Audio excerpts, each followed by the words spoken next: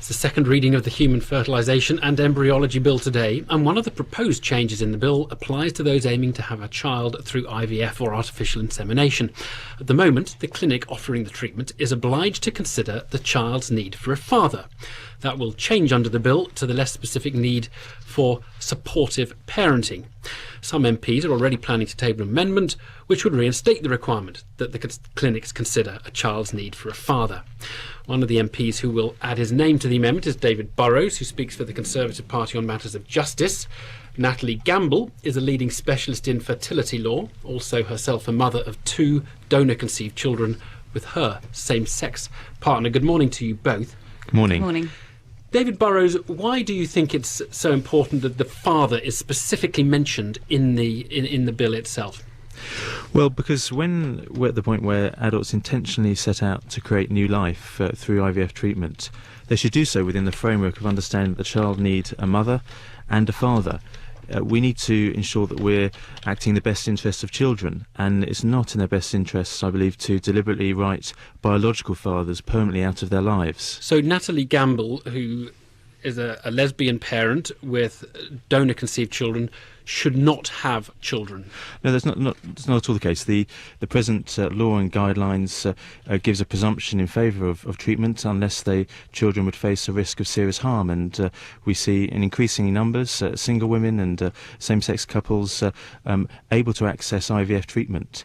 I mean, this clause... So you like the flexibility that the current law allows, and that people like Natalie must have children through clinics themselves? That's right. The clause is a recommendation. It's a principle to follow, not an absolute obligation. And so why don't you follow why don't you follow your own argument through to the logical conclusion and say people like Natalie shouldn't have children? Well, no, I mean, we need to recognise that there are alternative relationships, but we need to, in legislation, ensure that in terms of the best interests of the children are secured by allowing and ensuring that those treatment providers give proper credence and proper recognition to giving account of the need for a father. All right. Natalie Gamble, why does the law need to change? It says must take account of the need for a father at the moment, but it hasn't stopped yourself getting donor-conceived children? No, I mean, this is really about updating the law so it matches the practice that's in place already. And just to explain, I mean, this duty of doctors to consider the welfare of the child, including the need of the child for a father, was introduced in 1990, and it was in response to argument at the time about whether fertility treatment should be restricted just to heterosexual married couples. Now, obviously, society has changed significantly over the last 20 years. We now have same-sex couples able to adopt, we have civil partnership, we have the Equality Act, which outlaws discrimination against particular categories of people in all areas of life. And in response to those developments, fertility doctors have adopted a more flexible approach to the law and basically have now feel safe to disregard that need for a father wording. And I think it's important to realise that that need for a father is just about discrimination. It was always about stopping access to treatment.